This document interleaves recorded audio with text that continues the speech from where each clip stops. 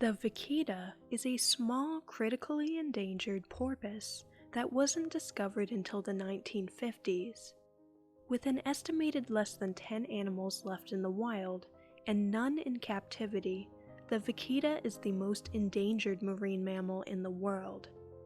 Vaquitas have black patches around their eyes and lips, and small spade-shaped teeth. The back of the body is dark gray, while the underside is lighter in color. They typically travel in groups of 2. They are shy animals and they will avoid boats with active engines. They feed on animals like small fish, crustaceans, and cephalopods. Their population has been on the decline since their discovery. Individuals are detectable using acoustics because they produce a nearly continuous series of echolocation clicks. Vaquitas have the smallest range of any marine mammal. They only live in the northern part of the Gulf of California in relatively shallow water. This area is rich in fish and shrimp, making fishing a major source of income for the people near this area, and they primarily use gill nets for fishing. Vaquitas can become accidentally wrapped in these nets and drown. The worst culprits are the gill nets for fish called totoaba, which are illegal. Since vaquitas and totoaba are similar in size, gill nets illegally set for totoaba are the deadliest for vaquitas. Fishermen illegally catch totoaba for its swim bladder, an organ that fish use for buoyancy, which they sell to China at high prices. The swim bladders are used to make a medicinal soup. In 2017, in a move to save the vaquitas from extinction, there was an attempt to put some of the remaining vaquitas into protected sea pens until their safety in the wild could be assured. However, the plan failed when the first captured vaquita died from the stress of capture. Vaquitas mature when they are 3 to 6 years old. Pregnancy lasts about 10 to 11 months. Females give birth to a single calf every year or 2, usually between February and April. Vaquitas only grow to 4 or 5 feet long. Females are longer than males, but males have larger fins. They can live about 20 years. For more marine facts, click the subscribe button.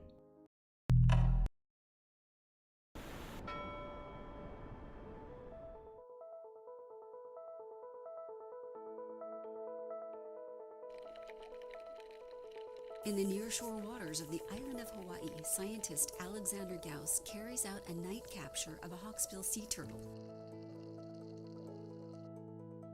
Turtles are measured, weighed, and flipper tagged, part of the research underway to better understand and manage the Hawaiian colony of hawksbill sea turtles.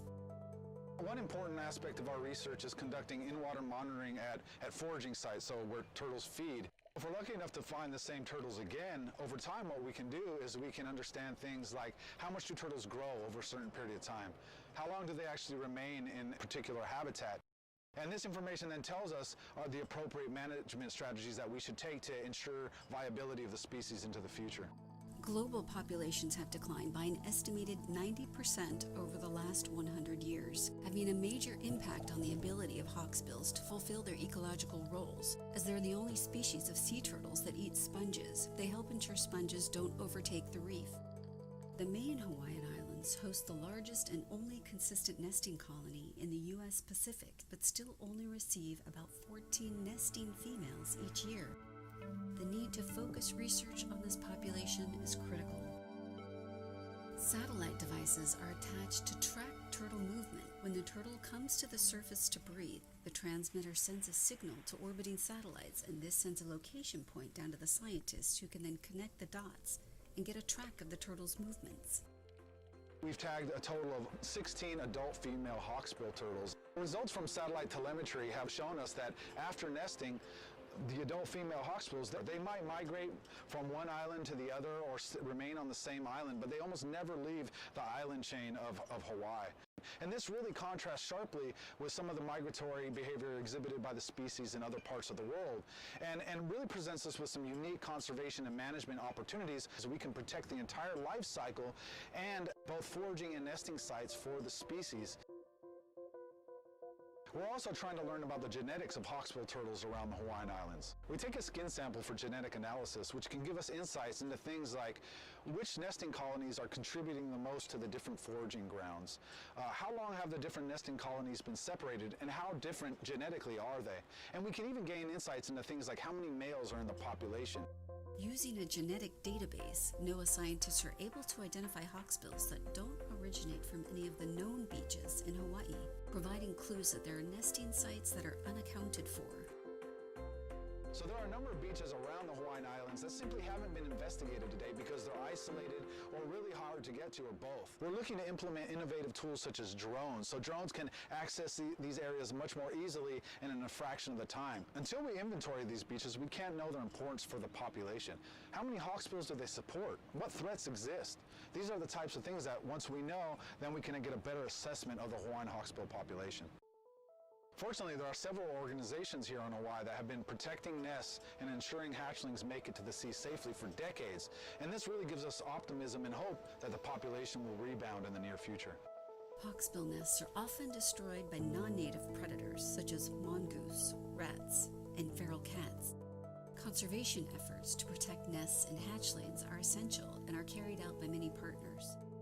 These groups also generate important information that we incorporate into our scientific research. By combining all of these research tools, we can really get a better assessment of hawksbill turtle populations around the Hawaiian Islands. And what we ultimately want is there to be healthy, robust populations of hawksbills inhabiting Hawaiian waters and allowing them to fulfill their ecological roles.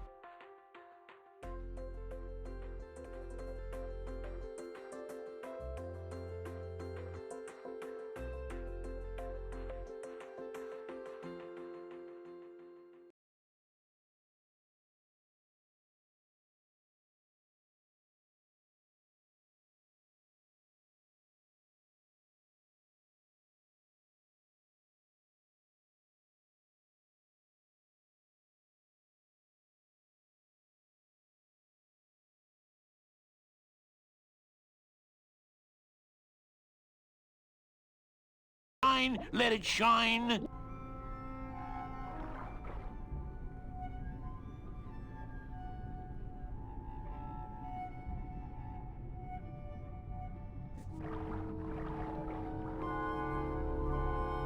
Oh, Lola, looks like I let you down again.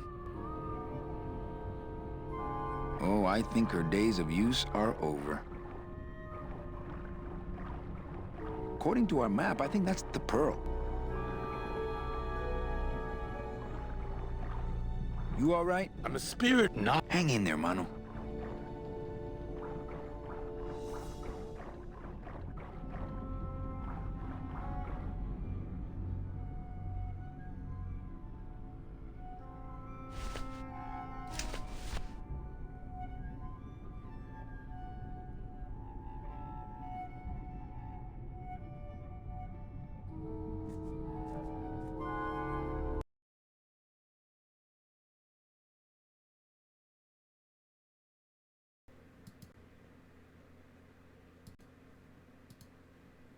Testing. There we go. My mic was not on somehow. Whatever. It didn't say anything important anyway. Thanks OBS and or oh yeah, no, Windows update happened. That means I have to check Discord later and make sure that okay, let's get this. Hello? Essay, no! Amigo! Hey, I'm talking to you. I'm reloading. Let it shine. No, let it shine. Okay, let it he's shine. further away than God. Okay, in this case, I'm gonna do this Discord thing. Voice.